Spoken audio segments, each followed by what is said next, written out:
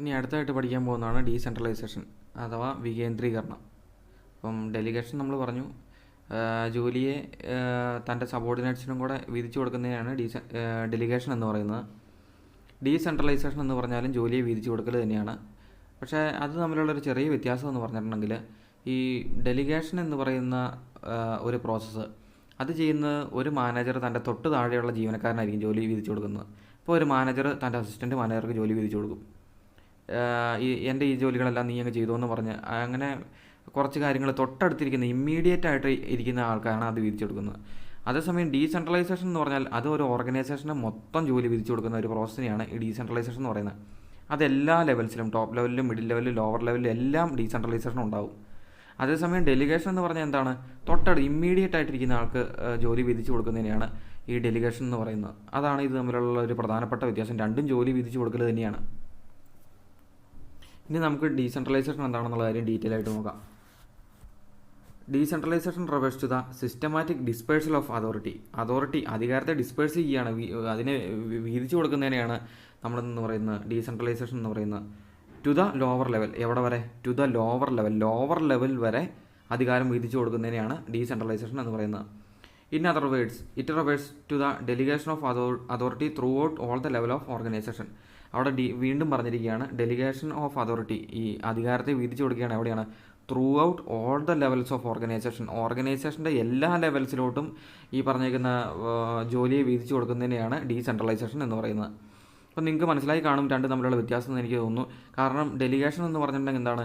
തൊട്ടടുത്തിരിക്കുന്ന അല്ലെങ്കിൽ ഒരു മാനേജർ തൻ്റെ അസിസ്റ്റൻറ്റ് മാനേജർക്ക് അങ്ങനെയുള്ള ആൾക്കാർക്ക് ജോലി, ഈ അധികം വരുന്ന ജോലി അല്ലെങ്കിൽ മാനേജർ കൂടുതൽ പ്രാധാന്യം അർഹിക്കുന്ന മേഖലകളിൽ ശ്രദ്ധ കൊടുക്കുന്നതിന് വേണ്ടിയിട്ട് തൻ്റെ കുറേ ജോലി തൊട്ട് ഇമ്മീഡിയറ്റ് ആയിട്ടിരിക്കുന്ന തൊട്ട് താഴെയുള്ള സബോർഡിനേറ്റ്സിന് വീതിച്ചു കൊടുക്കുന്നതിനെയാണ് ഡെലിഗേഷൻ എന്ന് പറയുന്നത്. അതേസമയം ഡീസെൻട്രലൈസേഷൻ എന്ന് പറയുന്നത് ഡെലിഗേഷൻ ഓഫ് അതോറിറ്റി ജോലി വീതിച്ചു കൊടുക്കുകയാണ് എങ്ങനെ?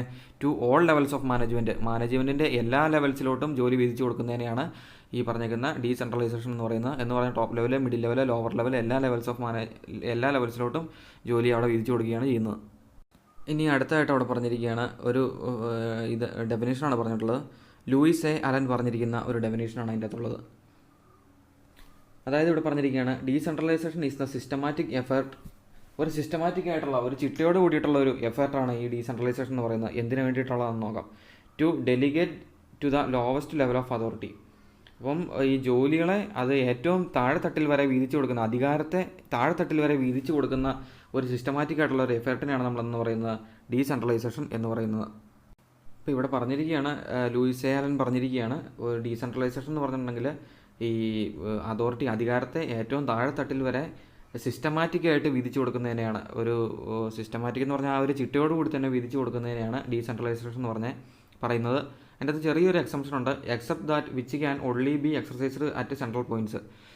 ഏറ്റവും ഉന്നതതലത്തിൽ അല്ലെങ്കിൽ മാനേജ്മെൻറ്റിൻ്റെ ഏറ്റവും സെൻട്രലായിട്ടുള്ള ഏറ്റവും അധികാരത്തിലിരിക്കുന്നവർ ചെയ്യേണ്ടതായിട്ടുള്ള കുറച്ച് കാര്യങ്ങളുണ്ട്. അത് ഒഴിവാക്കിയിട്ട് മിച്ചമുള്ള എല്ലാ കാര്യങ്ങളും ലോവർ ലെവൽസ് വരെ അധികാരം വീതിച്ചു കൊടുക്കുന്നതിനെയാണ് ഈ ഡീസെൻട്രലൈസേഷൻ എന്ന് പറയുന്നത്. അതായത് കേന്ദ്രസ്ഥാനത്ത് മാത്രം, ഏറ്റവും ടോപ്പ് ലെവലിൽ മാത്രം കൈകാര്യം ചെയ്യേണ്ട ചില അധികാരങ്ങളുണ്ട്, അല്ലെങ്കിൽ ഏറ്റവും സെൻട്രലായിട്ടുള്ള സ്ഥലത്ത് കൈകാര്യം ചെയ്യേണ്ട കുറച്ച് അധികാരങ്ങളുണ്ട്. അത് ഒഴിവാക്കിയിട്ട് ബാക്കി എല്ലാ അധികാരങ്ങളെയും താഴെ തലങ്ങളിലോട്ട് കൈമാറുന്ന ഒരു സിസ്റ്റമാറ്റിക് ആയിട്ടുള്ള ചിട്ടയായിട്ടുള്ള ഒരു പ്രോസസ്സിനെയാണ് നമ്മൾ ഡീസെൻട്രലൈസേഷൻ എന്ന് പറയുന്നത്. ഡീസെൻട്രലൈസേഷൻ എന്നാണ് നമ്മൾ പറഞ്ഞു കഴിഞ്ഞു. എന്താണ് സെൻട്രലൈസേഷൻ നോക്കാം. ഡീസെൻട്രലൈസേഷന് നേരെ ഓപ്പോസിറ്റാണ് സെൻട്രലൈസേഷൻ. അവിടെ പറഞ്ഞിട്ടുണ്ട് when decision making authority is retained by top management level it is called centralisation. അപ്പോൾ സെൻട്രലൈസേഷൻ എന്ന് പറഞ്ഞിട്ടുണ്ടെങ്കിൽ തീരുമാനങ്ങൾ എടുക്കുന്നതിനുള്ള അധികാരം ടോപ്പ് മാനേജ്മെൻറ്റിൻ്റെ കയ്യിൽ മാത്രം റീറ്റെയിൻ ചെയ്യുന്നതിനെ, അവർ മാത്രം കൈവശം വെച്ചിരിക്കുന്നതിനെയാണ് സെൻട്രലൈസേഷൻ എന്ന് പറയുന്നത്. അവിടെ പറഞ്ഞിരിക്കുകയാണ് it employs concentration of authority at few specific points. അതായത് അധികാരം ചില പ്രത്യേക സ്ഥലങ്ങളിൽ മാത്രം കേന്ദ്രീകരിക്കുന്നതിനെയാണ് ഈ പറഞ്ഞിരിക്കുന്ന സെൻട്രലൈസേഷൻ എന്ന് പറഞ്ഞിട്ടുള്ളത്. ഒന്നുകൂടി ഞാൻ പറയാം. സെൻട്രലൈസേഷൻ എന്ന് പറഞ്ഞിട്ടുണ്ടെങ്കിൽ തീരുമാനങ്ങൾ എടുക്കുന്നതിനുള്ള അധികാരം ഈ പറഞ്ഞിരിക്കുന്ന ടോപ്പ് ലെവൽ മാനേജ്മെൻറ്റിൽ മാത്രം, അവർ മാത്രം കൈവശപ്പെടുത്തിയിരിക്കുന്നതിനെയാണ് സെൻട്രലൈസേഷൻ എന്ന് പറയുന്നത്. Concentration of authority at specific points, ചില പ്രത്യേക സ്ഥലങ്ങളിൽ മാത്രം അധികാരം കേന്ദ്രീകരിക്കുന്നതിനെയാണ് കേന്ദ്രീകരണം അല്ലെങ്കിൽ സെൻട്രലൈസേഷൻ എന്ന് പറയുന്നത്. ഇനി അവിടെ അടുത്തായിട്ട് പറഞ്ഞിരിക്കുകയാണ് സെൻട്രലൈസേഷനും ഡീസെൻട്രലൈസേഷൻ്റെയും മറ്റ് കുറച്ച് കാര്യങ്ങൾ അവിടെ പറഞ്ഞിരിക്കുകയാണ്. അതായത് അവിടെ പറഞ്ഞിരിക്കുകയാണ് absolute centralisation and decentralisation will not take place and it is not desirable in any organisation structure. ഈ അബ്സല്യൂട്ട് സെൻട്രലൈസേഷൻ ആൻഡ് ഡീസെൻട്രലൈസേഷൻ എന്ന് പറയുന്നത് പൂർണ്ണമായ സെൻട്രലൈസേഷൻ അല്ലെങ്കിൽ പൂർണ്ണമായ ഡീസെൻട്രലൈസേഷൻ. ചില കമ്പനികളിൽ മൊത്തം അധികാരം ടോപ്പ് ലെവൽ മാനേജ്മെൻറ്റിലായിരിക്കും ഇരിക്കുന്നത്. അവിടെ താഴെ മിഡിൽ ലെവലിലും ലോവർ ലെവലിലും യാതൊരു തരത്തിലുള്ള റോളും ഉണ്ടായിരിക്കുകയില്ല. അതല്ലാന്നുണ്ടെങ്കിൽ ഇനി അബ്സല്യൂട്ട് ഡീസെൻട്രലൈസേഷൻ എന്ന് പറഞ്ഞാൽ പൂർണ്ണമായ ഡീസെൻട്രലൈസേഷൻ എന്ന് പറഞ്ഞിട്ടുണ്ടെങ്കിൽ ടോപ്പ് ലെവൽ മാനേജ്മെൻറ്റിന് വലിയ റോളൊന്നും അവിടെയില്ല. എല്ലാ അധികാരങ്ങളും ടോപ്പ് ലെവലിലും ഉണ്ട്, മിഡിൽ ലെവലിലും ഉണ്ട്, ലോവർ ലെവലിലും ഉണ്ട്. ഈ പറഞ്ഞേക്കുന്ന അധികാരങ്ങളെല്ലാം കീഴ് ജീവനക്കാർക്ക് മൊത്തത്തിൽ വീതിച്ചു കൊടുക്കുന്നതിനാണ് അബ്സല്യൂട്ട് ഡീസെൻട്രലൈസേഷൻ എന്ന് പറയുന്നത്. അപ്പം പൂർണ്ണമായിട്ടുള്ള സെൻട്രലൈസേഷനോ പൂർണ്ണമായിട്ടുള്ള ഡീസെൻട്രലൈസേഷനോ വിൽ നോട്ട് ടേക്ക് പ്ലേസ്. അത് ഒരു സ്ഥലങ്ങളിലും ഉണ്ടാവാറില്ല, അങ്ങനെ ഒരിടത്തും ചെയ്യാറില്ല. ഇപ്പോൾ രണ്ടും തമ്മിലൊരു പ്രൊപ്പോർഷൻ, ഒരു അനുപാതമായിട്ടുള്ള രീതിയിലാണ് അവിടെ കാര്യങ്ങൾ ചെയ്യുന്നത്. ഇപ്പോൾ ഓർഗനൈസേഷൻ്റെ സൈസും അവരുടെ ഫംഗ്ഷനൊക്കെ അനുസരിച്ചിട്ടാണ് അവിടെ സെൻട്രലൈസേഷൻ ഡീസെൻട്രലൈസേഷൻ എല്ലാം കൊണ്ടുവരുന്നത്. എന്നും വെച്ച് പൂർണ്ണമായിട്ടുള്ള സെൻട്രലൈസേഷനോ പൂർണ്ണമായിട്ടുള്ള ഡീസെൻട്രലൈസേഷനോ ഒരിടത്തും കൊണ്ടുവരാറില്ല. ഈ പൂർണ്ണമായിട്ടുള്ള സെൻട്രലൈസേഷൻ എന്ന് ഞാൻ പറഞ്ഞു അധികാരം ഈ ടോപ്പ് ലെവൽ മാനേജ്മെൻറ്റിൻ്റെ കയ്യിൽ മാത്രം വെക്കുന്ന ഒരു പ്രവണത. അവർ മാത്രമാണ് ഒരു ഡിസിഷൻ മേക്കിങ്, അവരുടെ കയ്യിലാണ് മൊത്തം അധികാരങ്ങളും. അങ്ങനെ ഒരു സിസ്റ്റം ഒരു കമ്പനിയിലും ഇല്ല. അതുപോലെ തന്നെ പൂർണ്ണമായിട്ടുള്ള ഡീസെൻട്രലൈസേഷൻ, അധികാരം ലോവർ ലെവൽ മാനേജ്മെൻറ്റിനും മിഡിൽ ലെവൽ മാനേജ്മെൻറ്റിനും മൊത്തമായിട്ട് വിധിച്ചു കൊടുത്തിട്ടുള്ള ഒരു പരിപാടി, അങ്ങനെ അതും ഒരു കമ്പനികളിലും നമുക്ക് കാണാനായിട്ട് സാധിക്കില്ല. അതിനെയാണ് അബ്സല്യൂട്ട് ഡീസെൻട്രലൈസേഷൻ എന്ന് പറയുന്നത്. എന്ന് പറഞ്ഞിട്ടുണ്ടെങ്കിൽ അധികാരം മിഡിൽ ലെവലിനും ലോവർ ലെവലിനുമായിട്ട് വിധിച്ചു കൊടുത്തതിനെയാണ് അബ്സല്യൂട്ട് ഡീസെൻട്രലൈസേഷൻ എന്ന് പറയുന്നത്. അത് രണ്ടും ഒരു സ്ഥലത്തും നമുക്ക് കാണാനായിട്ട് സാധിക്കില്ല. And it is not desirable in any organisation structure. ഓരോ ഓർഗനൈസേഷൻ സ്ട്രക്ചറിലും ഇത് ഡിസൈറബിൾ അല്ല, അനുയോജ്യമായിട്ടുള്ള ഒന്നല്ല ഈ അബ്സല്യൂട്ട് ആയിട്ടുള്ള സെൻട്രലൈസേഷൻ അല്ലെങ്കിൽ ഡീസെൻട്രലൈസേഷൻ എന്ന് പറയുന്നത്. ഇത് ചിലപ്പോൾ ഇങ്ങനെ ചോദ്യം ചോദിക്കാൻ സാധ്യതയുണ്ട്. ഈ അബ്സല്യൂട്ട് ആയിട്ടുള്ള സെൻട്രലൈസേഷൻ ഡീസെൻട്രലൈസേഷൻ നമുക്ക് ചെയ്യാൻ പറ്റുമോ എന്നുള്ള കാര്യങ്ങൾ അവിടെ അങ്ങനെ ചെയ്യാൻ പറ്റുമോ എന്ന് ചിലപ്പോൾ ചോദിച്ചു കണ്ടിട്ടുണ്ട്. അപ്പോൾ പറ്റില്ല എന്ന് തന്നെയാണ് നമ്മുടെ ഉത്തരം. കാരണം എന്താണ്, പൂർണ്ണമായിട്ടും ഒരു കമ്പനിയും സെൻട്രലൈസ് ചെയ്യാൻ പറ്റത്തില്ല, പൂർണ്ണമായിട്ടും ഒരു കമ്പനിയും ഡീസെൻട്രലൈസ് ചെയ്യാൻ പറ്റത്തില്ല. പൂർണ്ണമായിട്ട് സെൻട്രലൈസ് ചെയ്യുക എന്ന് പറഞ്ഞാൽ അധികാരം ടോപ്പ് ലെവലിൻ്റെ കയ്യിൽ മാത്രം ഇരിക്കുന്നതിനെയാണ് പറയുന്നത്. പൂർണ്ണമായിട്ടും ഡീസെൻട്രലൈസ് ചെയ്യുക എന്ന് പറഞ്ഞാൽ അധികാരം മിഡിൽ ലെവലിലും ലോവർ ലെവലിനുമായിട്ട് കൈമാറുന്നതിനെയാണ് പൂർണ്ണമായിട്ടും അബ്സല്യൂട്ട് ഡീസെൻട്രലൈസേഷൻ എന്ന് പറയുന്നത്. അങ്ങനെ ചെയ്യുന്നത് ഒരു കമ്പനിക്കും ഒരു ഓർഗനൈസേഷൻ സ്ട്രക്ചറിനും അനുയോജ്യമായിട്ടുള്ള ഒന്നല്ല.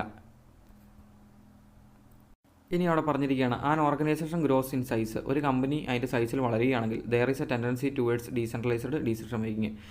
അവിടെ ഒരു ഡീസെൻട്രലൈസ്ഡ് ആയിട്ടുള്ള ഒരു ഡിസിഷൻ മേക്കിങ്ങിനുള്ള ഒരു ടെൻഡൻസി ഉണ്ടാകാനുള്ള സാധ്യതയുണ്ട്. എന്ന് പറഞ്ഞാൽ അധികാരം കുറച്ച് ടോപ്പ് ലെവലിൻ്റെ നിന്നും പൂർണ്ണമായിട്ടും വിട്ടുകൊടുക്കാമെന്നല്ല, അവരുടെ നിന്ന് കുറച്ച് അധികാരങ്ങളൊക്കെ ആർക്കൂടെ വിട്ടുകൊടുക്കും, മിഡിൽ ലെവലിലും ലോവർ ലെവലിനോട് വിട്ടുകൊടുക്കും. കാരണം ഒരു കമ്പനി വളർന്നതനുസരിച്ചിട്ട് എല്ലാ ഡിസിഷൻ മേക്കിംഗ് എല്ലാം ടോപ്പ് ലെവലിൽ ചെയ്തുകൊണ്ടിരുന്നിട്ടുണ്ടെങ്കിൽ അവിടെ ജോലികളൊന്നും ഭംഗിയായിട്ട് നടക്കില്ല. അതുകൊണ്ട് കുറച്ച് അധികാരം ആർക്കോടെ വിധിച്ചു കൊടുക്കും, മിഡിൽ ലെവലിലും ലോവർ ലെവലിലുമായിട്ട് വിധിച്ചു കൊടുത്തിട്ടാണ്. എങ്കിൽ മാത്രമാണ് ആ കമ്പനി അവിടെ സ്മൂത്തായിട്ട് മുമ്പോട്ട് പോവുകയുള്ളൂ. ഇനി അവിടെ പറഞ്ഞിരിക്കുകയാണ് hence there should be a balance between these coexisting forces. ഈ രണ്ട് സെൻട്രലൈസേഷനും ഡീസെൻട്രലൈസേഷനും തമ്മിൽ അവിടെ ഒരു ബാലൻസ് ഉണ്ടാവണം. എന്ന് പറഞ്ഞാൽ പൂർണ്ണമായ സെൻട്രലൈസേഷനും ഉണ്ടാകാൻ പാടില്ല, പൂർണ്ണമായിട്ടുള്ള ഡീസെൻട്രലൈസേഷനും ഉണ്ടാകാനായിട്ട് അവിടെ പാടില്ല. These two terms centralisation and decentralisation are relative. അപ്പോൾ ഈ സെൻട്രലൈസേഷൻ എന്ന് പറയുന്നതും ഈ ഡീസെൻട്രലൈസേഷൻ എന്ന് പറയുന്നതും പരസ്പരം ബന്ധപ്പെട്ട് കിടക്കുന്ന ഒന്നാണ്. ഇത് രണ്ടും പൂർണ്ണമായിട്ട് ഒരു കമ്പനിയിൽ കൊണ്ടുവരാൻ പാടില്ല എന്നാണ് ഇവിടെ പറഞ്ഞിരിക്കുന്നത്.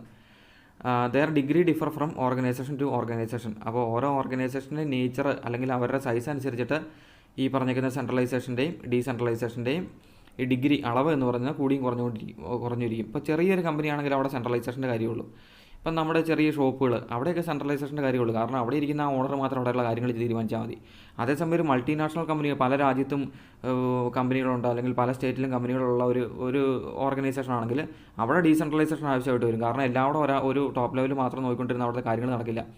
അത് പല ഡിപ്പാർട്ട്മെൻറ്റുകളായിട്ടും പല ബ്രാഞ്ചസൊക്കെ ആയിട്ട് തിരിച്ച് അവിടെ എല്ലാ അധികാരങ്ങൾ നമുക്ക് വിധിച്ചു കൊടുക്കേണ്ടതായിട്ട് വരും. അപ്പം ഇതിൻ്റെ ഡിഗ്രി എന്ന് പറയുന്നത് ഈ സെൻട്രലൈസേഷൻ്റെയും ഡീസെൻട്രലൈസേഷൻ്റെയും ഡിഗ്രി എന്ന് പറയുന്നത് ഓരോ ഓർഗനൈസേഷൻ ടു ഓർഗനൈസേഷൻ അത് വ്യത്യാസപ്പെട്ടുകൊണ്ടിരിക്കും. ഇനി അവിടെ ഹെൻറി ഫയോൾ അതിനെപ്പറ്റി രണ്ടെണ്ണത്തിനെ പറ്റി ഒരു ചെറിയൊരു ഡെഫിനേഷൻ പോലെ പറഞ്ഞിട്ടുണ്ട്. എന്താണെന്ന് നോക്കാം. Everything which goes to increase the subordinates role is decentralisation. കീഴ് ജീവനക്കാരുടെ പങ്ക് ഒരു ഓർഗനൈസേഷനകത്ത് കീഴ് ജീവനക്കാരുടെ റോള് കൂട്ടുന്നതിനെയാണ് അതിനെയാണ് നമ്മളെന്ന് പറയുന്നത് ഡീസെൻട്രലൈസേഷൻ എന്ന് പറയുന്നത്. അപ്പം സബോർഡിനേറ്റ്സിൻ്റെ റോള് കൂട്ടാനായിട്ട് ഒരു ഓർഗനൈസേഷനിൽ എന്തൊക്കെ ചെയ്യുന്നോ അതെല്ലാം ഡീസെൻട്രലൈസേഷനാണ്. Everything which goes to decrease it is centralisation. അപ്പോൾ കീഴ് ജീവനക്കാരുടെ സബോർഡിനേറ്റ്സിൻ്റെ റോള് ഡിക്രീസ് ചെയ്യാനായിട്ട് കുറയ്ക്കുന്നതിനായിട്ട് എന്തൊക്കെ കാര്യങ്ങൾ ഓർഗനൈസേഷൻ ചെയ്യുന്നുണ്ടോ അതിനെല്ലാമാണ് നമ്മൾ സെൻട്രലൈസേഷൻ എന്ന് വിളിക്കുന്നത്. അതായത് സബോർഡിനേറ്റ്സിൻ്റെ റോളാണ് ഇതിനകത്ത് പ്രാധാന്യം. കീഴ് ജീവനക്കാരുടെ പങ്ക്, അതായത് മിഡിൽ ലെവലിലും ലോവർ ലെവലിലുള്ള ആൾക്കാരുടെ പങ്ക് അത് കൂടുകയാണെങ്കിൽ അത് കൂട്ടാനായിട്ട് ഓർഗനൈസേഷനിൽ എന്തെങ്കിലുമൊക്കെ ചെയ്യുകയാണെങ്കിൽ അതിനെ നമുക്ക് ഡീസെൻട്രലൈസേഷൻ എന്ന് വിളിക്കാം.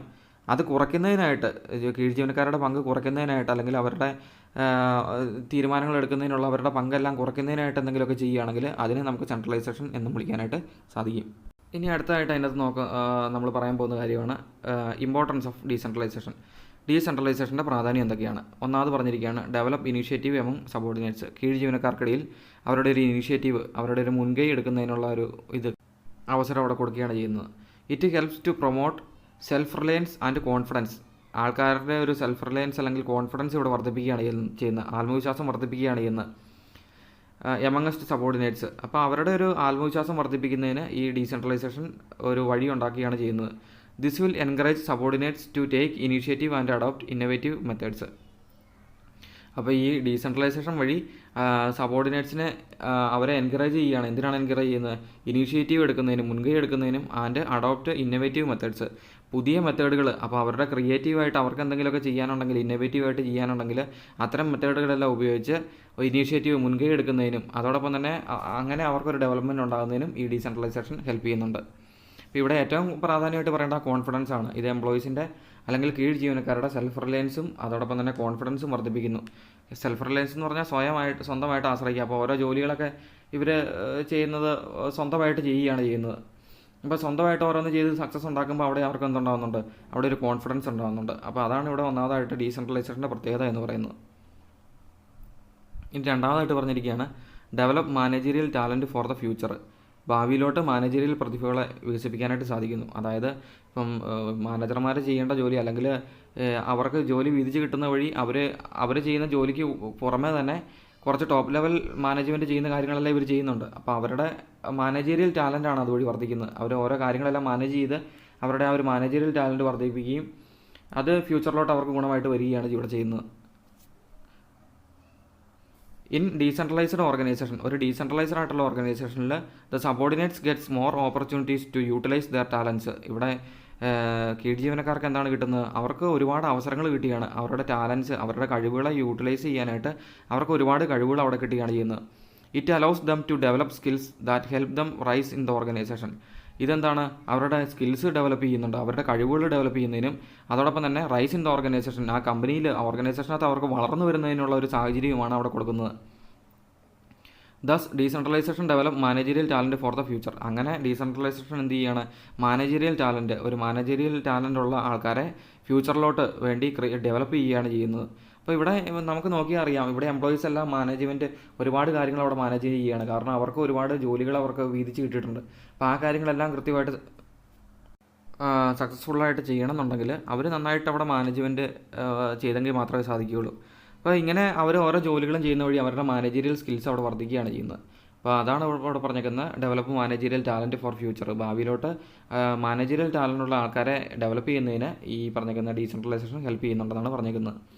ഇനി മൂന്നാമത് പറഞ്ഞിരിക്കുകയാണ് ക്വിക്ക് ഡിസിഷൻ മേക്കിങ്. പെട്ടെന്ന് തന്നെ തീരുമാനം എടുക്കാനായിട്ട് സാധിക്കുന്നുണ്ട്. അതായത് ഒരു സെൻട്രലൈസ്ഡ് ആയിട്ടുള്ള ഒരു കമ്പനിയിൽ തീരുമാനങ്ങളെല്ലാം എടുക്കുന്നത് എങ്ങനെയാണ്? ടോപ്പ് ലെവൽ മാനേജ്മെൻറ്റ് അറിഞ്ഞുകൊണ്ടാണ്. അപ്പോൾ നമ്മൾ ഓരോ കാര്യം, ഇപ്പം മിഡിൽ ലെവൽ മാനേജ്മെൻറ്റോ അല്ലെങ്കിൽ ലോവർ ലെവൽ മാനേജ്മെൻറ്റോ എന്തെങ്കിലും തീരുമാനങ്ങൾ എടുക്കണമെങ്കിൽ സ്കലാർ ചെയിൻ വഴി ഏറ്റവും ടോപ്പ് ലെവൽ മാനേജ്മെൻറ്റ് എടുത്ത് അത് അറിയിക്കുകയും അവരതിനെപ്പറ്റി ആലോചിച്ച് പഠിച്ചതിന് ശേഷമാണ് ഒരു തീരുമാനം എടുക്കുന്നത്. അതേസമയം ഡീസെൻട്രലൈസർ എന്ന് പറഞ്ഞിട്ടുണ്ടെങ്കിൽ ഓരോ തലത്തിലോട്ടും ലോവർ ലെവൽ വരെ അധികാരം വീതിച്ചു കൊടുത്തിട്ടുണ്ട്. അപ്പോൾ അവരുടെ ഡിപ്പാർട്ട്മെൻറ്റിനുള്ളിൽ നിൽക്കുന്ന അല്ലെങ്കിൽ അവരുടെ അധികാര പരിധിക്കുള്ളിൽ വെച്ച് ഒരു തീരുമാനം എടുക്കുന്നതിന് അവർക്ക് പെട്ടെന്ന് തന്നെ സാധിക്കും.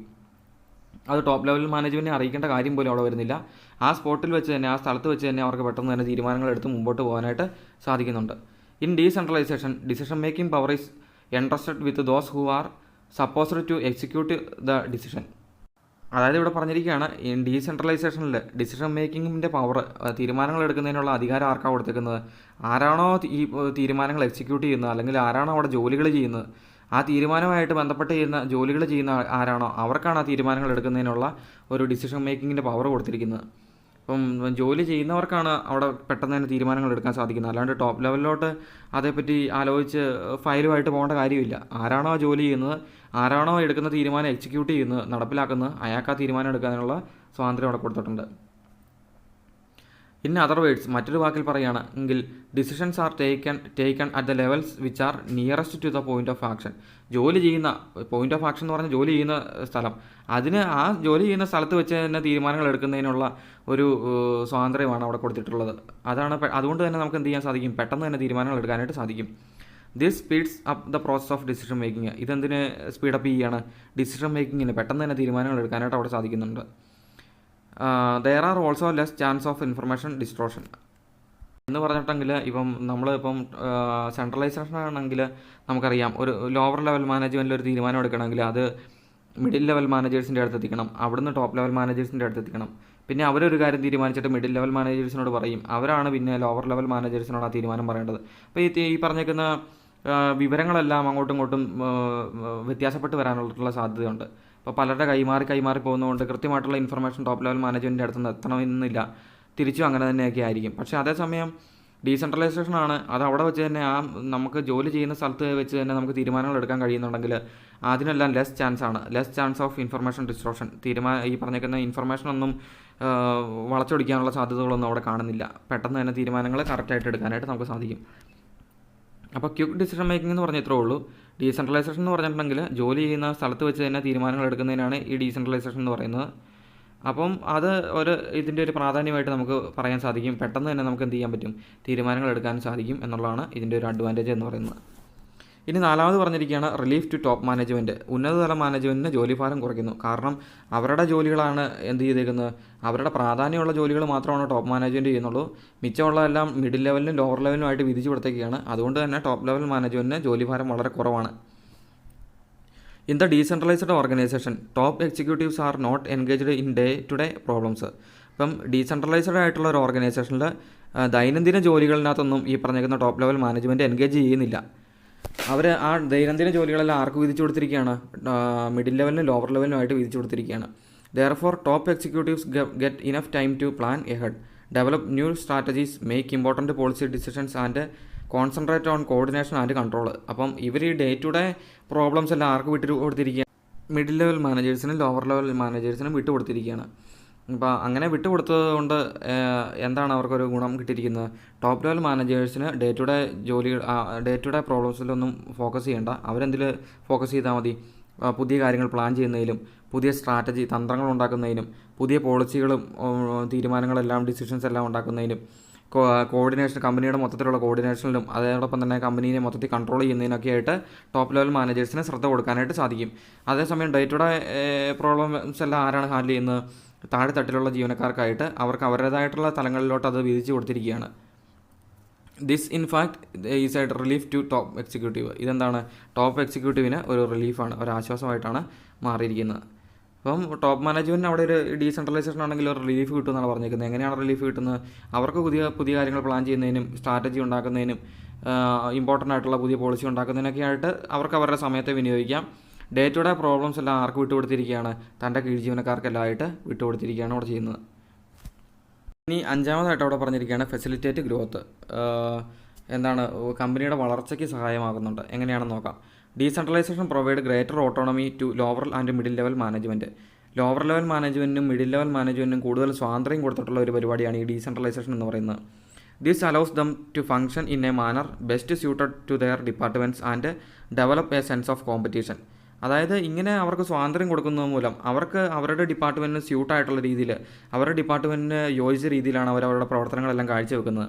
അതോടൊപ്പം തന്നെ ഓരോ ഡിപ്പാർട്ട്മെൻറ്റിനും സ്വാതന്ത്ര്യം കൊടുത്തിട്ടുള്ളതുകൊണ്ട് അവർ തമ്മിൽ ഒരു കോമ്പറ്റീഷൻ, ഒരു മത്സരം ഉണ്ടാകാനുള്ള സാധ്യതയുണ്ട്. ഓരോ ഡിപ്പാർട്ട്മെൻറ്റുകളും തമ്മിലുള്ള ഒരു മത്സരം ഉണ്ടാകുന്നതിനുള്ള സാധ്യത അവിടെ കാണുന്നുണ്ട്. കാരണം ഓരോ ഡിപ്പാർട്ട്മെൻറ്റിനും സ്വാതന്ത്ര്യം കൊടുത്തിട്ടുണ്ട്. അതുകൊണ്ട് തന്നെ തീരുമാനങ്ങളെല്ലാം എടുക്കുന്ന ആ ഡിപ്പാർട്ട്മെൻറ്റ് വെച്ച് തന്നെ അവർ തീരുമാനങ്ങളെല്ലാം എടുത്ത് മുമ്പോട്ട് പോവുകയാണ്. അവർ ടോപ്പ് ലെവൽ മാനേജ്മെൻറ്റ് ഒന്നും അധികം ആശ്രയിക്കുന്നില്ല. അപ്പോൾ അങ്ങനെ ഓരോ ഡിപ്പാർട്ട്മെൻറ്റ് ഓരോ യൂണിറ്റുകളായി മാറുകയും അവർ തമ്മിൽ ഒരു കോമ്പറ്റീഷൻ ഉണ്ടാകാനുള്ള ഒരു സാധ്യത അവിടെ കാണുന്നുണ്ട്. ഇനി this result will be increase in productivity, more return and scope of expansion.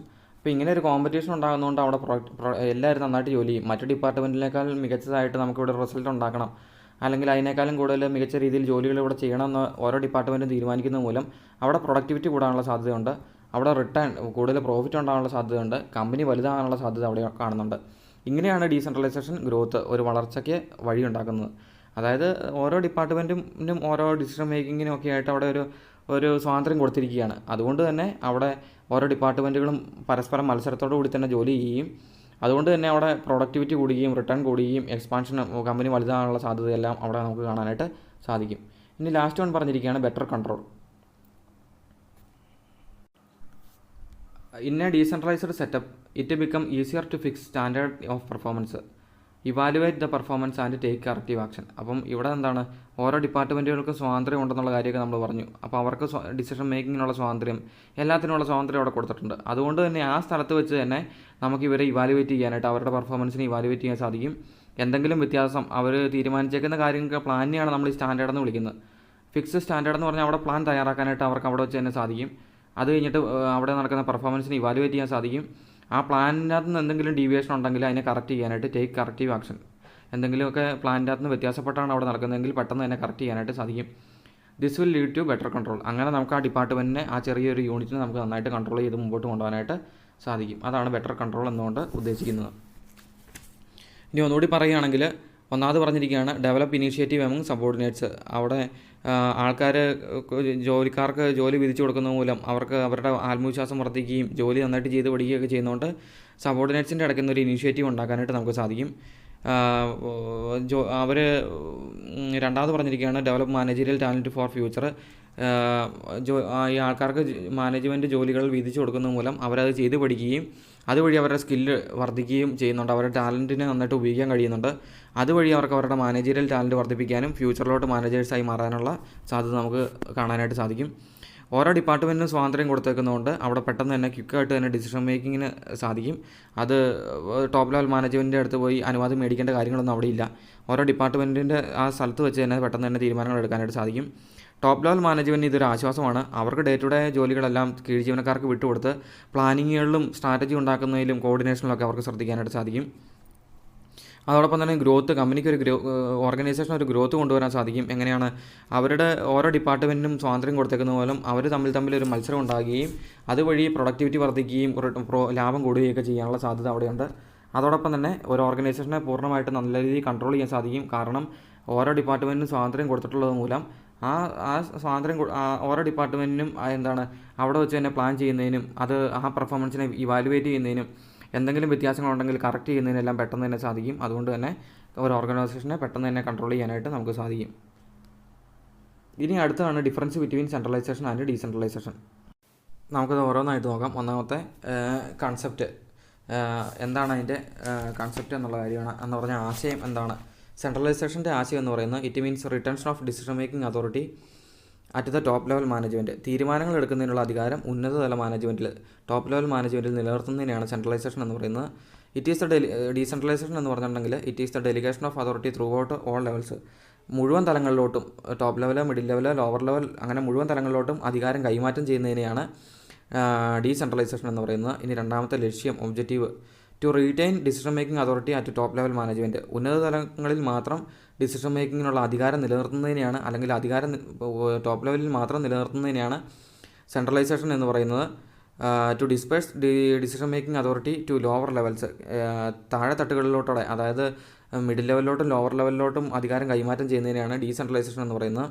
ഇനി അതിൻ്റെ സ്വഭാവം, നേച്ചർ എന്ന് പറയുന്നത് ടോപ്പ് ലെവൽ മാനേജ്മെൻറ്റിൽ റിജിഡാണ്, കർക്കശമായിട്ടുള്ള ഒന്നാണ് സെൻട്രലൈസേഷൻ എന്ന് പറയുന്നത്. അത് ടോപ്പ് ലെവൽ മാനേജ്മെൻറ്റ് കയ്യിലാണ് അവിടെയുള്ള മൊത്തം അധികാരവും. അതുകൊണ്ട് തന്നെ സെൻട്രലൈസേഷൻ എന്ന് പറയുന്നത് റിജിഡാണ്, ഒട്ടും ഫ്ലെക്സിബിൾ അല്ല. അതേസമയം ഡീസെൻട്രലൈസേഷൻ എന്ന് പറഞ്ഞാൽ ഫ്ലെക്സിബിളാണ്. കാരണം അധികാരം ലോവർ ലെവൽ മാനേജ്മെൻറ്റിലോട്ട്, അതായത് ഈ പറഞ്ഞേക്കുന്ന മിഡിൽ ലെവൽ മാനേജ്മെൻറ്റിലും ലോവർ ലെവൽ മാനേജ്മെൻറ്റിലും എല്ലാം അവിടെ കൊടുത്തിട്ടുണ്ട്, തീരുമാനങ്ങൾ എടുക്കാനുള്ള സ്വാതന്ത്ര്യം എല്ലാം കൊടുത്തിട്ടുണ്ട്. അതുകൊണ്ട് തന്നെ അത് കുറച്ചുകൂടെ ഫ്ലെക്സിബിളാണ്. ഇനി അടുത്തായിട്ട് പറഞ്ഞിരിക്കുകയാണ് നിയന്ത്രണം, കൺട്രോൾ. സെൻട്രലൈസേഷൻ്റെ അകത്ത് ബെറ്റർ കൺട്രോൾ ഓവർ സബോർഡിനേറ്റ്സ്. എല്ലാ അധികാരങ്ങളും ടോപ്പ് ലെവൽ മാനേജ്മെൻറ്റ് കയ്യിലായതുകൊണ്ട് എന്തെങ്കിലും അനുവാദങ്ങളോ തീരുമാനങ്ങളൊക്കെ എടുക്കണമെങ്കിൽ സബോർഡിനേറ്റ്സ് ടോപ്പ് ലെവൽ മാനേജ്മെൻറ്റിനെ സമീപിക്കണം. അതുകൊണ്ട് തന്നെ സബോർഡിനേറ്റ്സിനെ നന്നായിട്ട് കൺട്രോൾ ചെയ്യാനായിട്ട്, കൂടുതൽ കൺട്രോൾ ചെയ്യാനായിട്ട് സെൻട്രലൈസേഷനിൽ സാധിക്കും. അതേസമയം ഡീസെൻട്രലൈസേഷനിൽ എന്താണ്, അധികാരം കീഴ്ത്തല ജീവനക്കാർക്കൂടെ വിധിച്ചു കൊടുത്തേക്കുന്നതുകൊണ്ട് തന്നെ എപ്പോഴും ടോപ്പ് ലെവൽ മാനേജ്മെൻറ്റിൻ്റെ അടുത്തോട്ട് ഈ സബോർഡിനേറ്റ്സ് ചെല്ലുന്നില്ല. അതുകൊണ്ട് തന്നെ ടോപ്പ് ലെവൽ മാനേജ്മെൻറ്റിന് സബോർഡിനേറ്റ്സിൻ്റെ അടുത്ത് ലെസ് കൺട്രോൾ കുറവാണ്, കുറഞ്ഞ നിയന്ത്രണമാണ് അവിടെ നമുക്ക് കാണാനായിട്ട് സാധിക്കുന്നത്. ഇനി അടുത്ത സ്യൂട്ടബിൾ, സെൻട്രലൈസേഷൻ എന്ന് പറയുന്നത് സ്മോൾ സ്കെയിൽ കമ്പനികളിലാണ് കൂടുതൽ അനുയോജ്യം. കാരണം അവിടെ കുറച്ച് എംപ്ലോയീസ് മാത്രമേ ഉള്ളൂ. അതുകൊണ്ട് തന്നെ തീരുമാനങ്ങൾ ടോപ്പ് ലെവൽ മാനേജ്മെൻറ്റിൻ്റെ അടുത്ത് തന്നെ തീരുമാനങ്ങൾ എടുക്കാനുള്ള സ്വാതന്ത്ര്യവും മറ്റും ടോപ്പ് ലെവൽ മാനേജ്മെൻറ്റിൻ്റെ അടുത്ത് തന്നെ നിർത്തിയാലും മതിയാകും. കാരണം എംപ്ലോയീസിൻ്റെ എണ്ണം കുറവായതുകൊണ്ട്. അതേസമയം ലാർജ് സ്കെയിൽ ഓർഗനൈസേഷനിൽ എന്താണ് സ്യൂട്ടബിൾ ആയിട്ടുള്ളത്? ഡീസെൻട്രലൈസേഷനാണ് സ്യൂട്ടബിൾ ആയിട്ടുള്ളത്. കാരണം അത് പല പല രാജ്യങ്ങളിലും പല പല സംസ്ഥാനത്തെല്ലാം ഉണ്ട്. അപ്പോൾ എല്ലായിടത്തും പോയി കൺട്രോൾ ചെയ്യാനായിട്ട് ഈ ടോപ്പ് ലെവൽ മാനേജ്മെൻറ്റിന് സാധിച്ചു എന്ന് വരില്ല. അതുകൊണ്ട് തന്നെ ലാർജ് സ്കെയിൽ ഓർഗനൈസേഷനകത്ത് അധികാരം കീഴ്തല ജീവനക്കാരുടെ അടുത്തോട്ട് വീതിച്ചു കൊടുക്കുന്നതാണ് കൂടുതൽ ഉത്തമമായിട്ടുള്ളതെന്ന്. ഇനി അടുത്തായിട്ട് പറഞ്ഞിരിക്കുകയാണ് ഡെലിഗേഷൻ ആൻഡ് ഡീസെൻട്രലൈസേഷൻ. ഡെലിഗേഷനും ഡീസെൻട്രലൈസേഷനും തമ്മിലുള്ള ഒരു വ്യത്യാസമാണ് ഇനി നോക്കാനായിട്ട് പോകുന്നത്. ഇനി ഡെലിഗേഷനും ഡീസെൻട്രലൈസേഷനും തമ്മിലുള്ള വ്യത്യാസം നമുക്ക് നോക്കാം. ഒന്നാമത്തെ മീനിങ്, അർത്ഥം. എന്താണ് ഡെലിഗേഷൻ്റെ meaning? It is the downward transfer of authority from superior to subordinates. ഉയർന്ന തലത്തിൽ നിന്നും താഴ്ന്ന തലത്തിലോട്ടുള്ള അധികാരത്തിൻ്റെ കൈമാറ്റത്തെയാണ്. അതായത് ഒരു സുപ്പീരിയറുടെ കയ്യിൽ നിന്നും സബോർഡിനേറ്റിൻ്റെ കയ്യിലോട്ട്, തൊട്ട് താഴെയുള്ള സബോർഡിനേറ്റിൻ്റെ കയ്യിലോട്ട് അധികാരത്തെ കുറച്ച് കൈമാറുന്നതിനെയാണ് ഡെലിഗേഷൻ എന്ന് പറയുന്നത്. അതേസമയം ഡീസെൻട്രലൈസേഷൻ എന്ന് പറഞ്ഞിട്ടുണ്ടെങ്കിൽ it is the delegation of authority throughout all levels of organisation. ഒരു സ്ഥാപനത്തിൻ്റെ എല്ലാ തലങ്ങളിലോട്ടുള്ള അധികാരത്തിൻ്റെ കൈമാറ്റത്തിനെയാണ് ഡീസെൻട്രലൈസേഷൻ എന്ന് പറയുന്നത്. ഡെലിഗേഷൻ ഓഫ് അതോറിറ്റി, അധികാരത്തെ കൈമാറ്റം ചെയ്യുകയാണ് എങ്ങോട്ടാണ്? Throughout all levels of the ഓർഗനൈസേഷൻ്റെ മിഡിൽ ലെവലിലോട്ടും ലോവർ ലെവലിലോട്ടും അങ്ങനെ ത്രൂ ഔട്ട് ഓൾ ലെവൽസിലോട്ട് അധികാരം കൈമാറ്റം ചെയ്യുന്നതിനാണ് ഡീസെൻട്രലൈസേഷൻ എന്ന് പറയുന്നത്. രണ്ടാമത്തെ നേച്ചർ, സ്വഭാവം. ഡെലിഗേഷൻ്റെ സ്വഭാവം. It is a compulsory act as no individual can perform all task on his own. ഇതൊരു നിർബന്ധമായിട്ടുള്ളൊരു കാര്യമാണ്. കാരണം എന്താണ്? ഒരു മാനേജർക്കും എല്ലാ ജോലികളും സ്വന്തമായിട്ട് ചെയ്ത് തീർക്കാനായിട്ട് സാധിക്കില്ല. അതുകൊണ്ട് തന്നെയാണ് ഈ അസിസ്റ്റൻറ്റ് മാനേജർ എന്നൊക്കെ നമ്മൾ പറഞ്ഞ് കേൾക്കാറുള്ളത്. അപ്പോൾ ഒരു മാനേജർക്കും സ്വന്തമായിട്ട് മൊത്തം ജോലിയും ചെയ്ത് തീർക്കാൻ പറ്റാത്തതുകൊണ്ട് തന്നെ ഇത് കമ്പൽസറി ആയിട്ടുള്ളൊരു കാര്യമാണ്. കുറച്ച് ജോലികൾ തൻ്റെ അസിസ്റ്റൻറ്റിന് അല്ലെങ്കിൽ തൊട്ട് താഴെയുള്ള സബോർഡിനേറ്റ്സിന് വീതിച്ചു കൊടുക്കുക എന്നുള്ളത് നിർബന്ധമായിട്ടുള്ള ഒരു കാര്യമാണ്. എല്ലാ കമ്പനികളിലും അത് ആവശ്യമാണ്. അതേസമയം ഡീസെൻട്രലൈസേഷൻ എന്ന് പറയുന്നത് ഓപ്ഷണലാണ്. ആവശ്യമുണ്ടെങ്കിൽ ചെയ്താൽ മതി. It is the discretion of top management. Top level management ഇഷ്ടമാണെങ്കിൽ മാത്രം എന്ത് ചെയ്താൽ മതി? ഡീസെൻട്രലൈസ് ചെയ്താൽ മതി. അതായത് അധികാരം കീഴ് ജീവനക്കാർക്കോടെ വീതിച്ചു കൊടുക്കണമെന്ന് ഈ ടോപ്പ് ലെവൽ മാനേജ്മെൻറ്റ് ഇഷ്ടമാണെങ്കിൽ മാത്രം അത് ചെയ്താൽ മതി. അപ്പോൾ ചില കമ്പനികളിൽ ഡെലിഗേഷൻ മതിയാവും. തൻ്റെ തൊട്ട് താഴെയുള്ള ജീവനക്കാർക്ക് മാത്രം അധികാരം കൊടുത്താൽ മതിയായിരിക്കും. ഈ ലോവർ ലെവലിലോട്ടും മിഡിൽ ലെവലിലോട്ടൊന്നും അധികാരം കൊടുക്കേണ്ട ആവശ്യം വരില്ല. ഇപ്പം വലിയ കമ്പനികളാണെങ്കിൽ അത് ഡീസെൻട്രലൈസേഷൻ ചെയ്യേണ്ടതായിട്ട് ആവശ്യം വരും. അപ്പോൾ അതൊരു ഓപ്ഷനിലാണ്. ഇഷ്ടമുണ്ടെങ്കിൽ ചെയ്താൽ മതി. It is the discretion of top management ഇഷ്ടമുണ്ടെങ്കിൽ മാത്രം ഡീസെൻട്രലൈസേഷൻ ചെയ്താൽ മതി. അതേസമയം ഡെലിഗേഷൻ എന്ന് പറഞ്ഞാൽ കമ്പൽസറിയാണ്. ഒരു മാനേജറെ കൊണ്ട് എല്ലാ ജോലികളും ഒറ്റയ്ക്ക് ചെയ്യാനായിട്ട് സാധിക്കില്ല. അതുകൊണ്ട് തന്നെ ഒരു അസിസ്റ്റൻ്റ് അല്ലെങ്കിൽ സബോർഡിനേറ്റ്സ് അയാൾക്ക് ആവശ്യമായിട്ട് അവിടെ വരും. ഇനി മൂന്നാമത് പറഞ്ഞിരിക്കുകയാണ് ഫ്രീഡം ഓഫ് ആക്ഷൻ, ജോലി ചെയ്യുന്നതിലുള്ള സ്വാതന്ത്ര്യം. ഡെലിഗേഷനകത്ത് മോർ കൺട്രോൾ ബൈ സുപ്പീരിയേഴ്സ് കൂടുതൽ ജോലിക്കാരെ കൺട്രോൾ ചെയ്യുന്നുണ്ട് അവിടെ. And hence less freedom to take on decisions. ഈ ജോലി വിധിച്ചു കൊടുത്തിട്ടുണ്ടെങ്കിലും അവർക്ക് സ്വന്തമായിട്ട് തീരുമാനങ്ങൾ എടുക്കുന്നതിന് സ്വാതന്ത്ര്യം വളരെ കുറവാണ്. കാരണം എന്താണ്? തൻ്റെ തൊട്ട് മേളിലുള്ള മാനേജർ അയാളത് കൺട്രോൾ ചെയ്യുന്നുണ്ട് അവിടെ. ഒരു അസിസ്റ്റൻറ്റ് മാനേജർക്ക് ജോലി വിധിച്ചു കൊടുത്തെങ്കിൽ പോലും ആ മാനേജർ അവിടെ സൂപ്പർവൈസ് ചെയ്യുന്നതുകൊണ്ട് തന്നെ സ്വന്തമായിട്ട് തീരുമാനങ്ങൾ എടുക്കുന്നതിന് കുറച്ച് ഫ്രീഡം അവിടെ കുറവാണ്. തീരുമാനങ്ങൾ എടുക്കാം, എന്നാലും കൂടുതലും മാനേജറുമായിട്ട് ആലോചിച്ചിട്ട് വേണം അത് ചെയ്യാനായിട്ട്. ഇനി ഡീസെൻട്രലൈസേഷനോട്ട് വരുമ്പം ലെസ് കൺട്രോൾ ഓവർ സബോർഡിനേറ്റ്സ്. അവിടെ അധികാരം നമ്മൾ ലോവർ ലെവൽ മാനേജ്മെൻറ്റ് എല്ലാം വീതിച്ചു കൊടുത്തിട്ടുണ്ട്. അതുകൊണ്ട് തന്നെ സബോർഡിനേറ്റ്സിൻ്റെ അവരെ കൺട്രോൾ ചെയ്യൽ എന്ന് പറയുന്നത് വളരെ കുറവാണ്. ടോപ്പ് ലെവൽ മാനേജ്മെൻറ്റ് സബോർഡിനേറ്റ്സിനെ അധികം അവിടെ കൺട്രോൾ ചെയ്യുന്നില്ല. അവർക്ക് തീരുമാനങ്ങൾ എടുക്കാനുള്ള സ്വാതന്ത്ര്യവും ജോലി ചെയ്യുന്നതിനുള്ള സ്വാതന്ത്ര്യം എല്ലാം അവിടെ കുറച്ചുകൂടെ കൂടുതൽ കൊടുത്തിട്ടുണ്ട്. And therefore greater freedom of action. അതുകൊണ്ട് തന്നെ ജോലി ചെയ്യുന്നതിനുള്ള സ്വാതന്ത്ര്യം, പ്രവൃത്തി ചെയ്യുന്നതിനുള്ള സ്വാതന്ത്ര്യം അവിടെ കൂടുതലാണ്. ഡീസെൻട്രലൈസേഷനിൽ കൂടുതലാണ്. ഡെലിഗേഷനിൽ അത് കുറവാണ്. കാരണം തൊട്ട് മേളിൽ തന്നെ നമ്മുടെ സുപ്പീരിയർ ഇരിക്കുന്നുണ്ട്. അയാളുമായിട്ട് ആലോചിച്ചിട്ട് വേണം ഡെലിഗേഷനിൽ ജോലികൾ എല്ലാം ചെയ്യുന്നതിനായിട്ട്. ഡീസെൻട്രലൈസേഷനിൽ അങ്ങനെ നമ്മളധികം ടോപ്പ് ലെവൽ മാനേജ്മെൻറ്റായിട്ട് റിപ്പോർട്ട് ചെയ്യേണ്ട ആവശ്യം കുറവാണ്. അവർക്ക് തീരുമാനങ്ങൾ എടുക്കാനുള്ള സ്വാതന്ത്ര്യമില്ല. താഴെത്തട്ടിലോട്ട് വിധിച്ചു കൊടുത്തിട്ടിരിക്കുന്നതുകൊണ്ട് അവിടെ ജോലി ചെയ്യുന്നതിനുള്ള സ്വാതന്ത്ര്യം കൂടുതലാണ്. ഇനി നാലാമത്തെ സ്റ്റാറ്റസ്, പദവി. It is a process of management followed to share task. ജോലികൾ പങ്കുവെക്കുക എന്നുള്ളത് മാനേജ്മെൻറ്റിൻ്റെ ഒരു പ്രോസസ്സാണ്. അപ്പോൾ മാനേജ്മെൻറ്റിന് അവരുടെ അവിടെ കാര്യങ്ങൾ ചെയ്യുന്നതിനൊരു പ്രോസസ്സുണ്ട്. അപ്പോൾ ആ പ്രോസസ്സിൻ്റെ ഭാഗമായിട്ടാണ് ഈ ജോലികൾ തൻ്റെ അസിസ്റ്റൻറ്റ് മാനേജർമാർക്കോ അല്ലെങ്കിൽ സബോർഡിനേറ്റ്സിനോ എല്ലാം കൈമാറുന്നത്. അതേസമയം ഡീസെൻട്രലൈസേഷനോട്ട് വരുമ്പം it is A result of policy of top management. അത് ഒരു ടോപ്പ് മാനേജ്മെൻറ്റിൻ്റെ ഒരു പോളിസിയുടെ ഭാഗമാണ്. അതായത് ഇതൊരു വലിയ കമ്പനിയായി മാറിക്കൊണ്ടിരിക്കുകയാണ്. ഇവിടെ ഡീസെൻട്രലൈസേഷൻ ആവശ്യമാണ് അന്ന് പറഞ്ഞ അവരൊരു പോളിസി തയ്യാറാക്കുകയും അതിൻ്റെ ഫലമായിട്ടാണ് അവിടെ ഡീസെൻട്രലൈസേഷൻ ഉണ്ടാകുന്നത്. അപ്പോൾ ടോപ്പ് ലെവൽ മാനേജ്മെൻറ്റിൻ്റെ ഒരു പോളിസിയുടെ റിസൾട്ടാണ് ഡീസെൻട്രലൈസേഷൻ എന്ന് പറയുന്നത്. അതേസമയം ഡെലിഗേഷൻ എന്ന് പറയുന്നത് മാനേജ്മെൻറ്റ് പ്രോസസ്സിൻ്റെ ഒരു ഭാഗമാണ്. അതൊരു പോളിസിയുടെ റിസൾട്ടൊന്നുമല്ല, അത് മാനേജ്മെൻറ്റ് പോളിസിയുടെ പ്രോസസ്സിൻ്റെ ഭാഗമാണ്. കാരണം ഒരാളെ കൊണ്ട് എന്തായാലും അവിടെ ജോലികളെല്ലാം ചെയ്തു തീർക്കാനായിട്ട് സാധിക്കില്ല. അതുകൊണ്ട് തന്നെയാണ് ഷെയർ ടാസ്ക് ജോലികൾ വീതം വെക്കുന്നത്. അതേസമയം ഡീസെൻട്രലൈസേഷൻ എന്ന് പറഞ്ഞാൽ ഓപ്ഷണലാണെന്ന് നമ്മൾ പറഞ്ഞു. അത് ടോപ്പ് ലെവൽ മാനേജ്മെൻറ്റിൻ്റെ ഒരു പോളിസിയുടെ റിസൾട്ടാണ് ഈ ഡീസെൻട്രലൈസേഷൻ എന്ന് പറയുന്നത്. അടുത്തത് സ്കോപ്പ്, വ്യാപ്തി. Scope is narrow over. ഈ ഡെലിഗേഷൻ്റെ സ്കോപ്പ് എന്ന് പറയുന്നത് നാരോ ആണ്, അത് വളരെ പരിമിതമാണ്. എന്തുകൊണ്ടാണ്? As it is limited to superior and is immediate subordinates. ഒരു മാനേജറും തൊട്ടടുത്ത അസിസ്റ്റൻറ്റ് മാനേജറും അവിടെ വരെയാണ് ഈ ഡെലിഗേഷൻ ഉള്ളൂ. അല്ലെങ്കിൽ ഒരു സുപ്പീരിയറും തൊട്ടടുത്തിരിക്കുന്ന സബോർഡിനേറ്റ്സും അതുവരെയാണ് ഈ പറഞ്ഞിരിക്കുന്ന ഡെലിഗേഷൻ്റെ വ്യാപ്തി എന്ന് പറയുന്നത്. അതേസമയം ഡീസെൻട്രലൈസേഷൻ്റെ വ്യാപ്തി എന്ന് പറയുന്നത് ഇറ്റ് ഹാസ് വൈഡർ സ്കോപ്പ്. അതിൻ്റെ വൈഡർ സ്കോപ്പാണ്, വലിയ സ്കോപ്പുണ്ട്. As it implies extension of delegation to lower level. അപ്പോൾ അവിടെ ഡെലിഗേഷൻ എന്താണ് ആ ജോലികളെ നന്നായിട്ട് ലോവർ ലെവൽ വരെ വീതിച്ചു കൊടുത്തിട്ടുണ്ട്. അതായത് മിഡിൽ ലെവലിലോട്ടും ലോവർ ലെവലിലോട്ടും അവിടെയുള്ള ജോലികളെ വീതിച്ചു കൊടുത്തിട്ടുണ്ട്. അതുകൊണ്ട് തന്നെ ഡീസെൻട്രലൈസേഷൻ്റെ സ്കോപ്പ് എന്ന് പറയുന്നത് കുറച്ചുകൂടെ വൈഡറാണ്. അവിടെ തൊട്ടടുത്ത് മാനേജർ, അസിസ്റ്റൻറ്റ് മാനേജർ മാത്രമല്ല ഉള്ളത്. അവിടെ ടോപ്പ് ലെവൽ മാനേജ്മെൻറ്റിൻ്റെ ജോലികൾ മിഡിൽ ലെവൽ മാനേജ്മെൻറ്റിലോട്ടും ലോവർ ലെവൽ മാനേജ്മെൻറ്റിലോട്ടും വീതിച്ചു കൊടുത്തിട്ടുള്ളതുകൊണ്ട്, അല്ലെങ്കിൽ അധികാരത്തെ വീതിച്ചു കൊടുത്തിട്ടുള്ളതുകൊണ്ട്, തീരുമാനങ്ങൾ എടുക്കുന്നതിനുള്ള സ്വാതന്ത്ര്യം വീതിച്ചു കൊടുത്തിരിക്കുന്നതുകൊണ്ട് അതൊരു വൈഡർ സ്കോപ്പാണ്. ഡീസെൻട്രലൈസേഷൻ എന്ന് പറഞ്ഞാൽ വൈഡർ സ്കോപ്പാണ്. ഡെലിഗേഷൻ എന്ന് പറഞ്ഞാൽ നാരോയാണ്, അതിൻ്റെ വ്യാപ്തി എന്ന് പറയുന്നത് കുറവാണ്. ഇനി ലാസ്റ്റ് വൺ, പർപ്പസ്, അതിൻ്റെ ലക്ഷ്യം എന്താണ്? To reduce the work load of superior.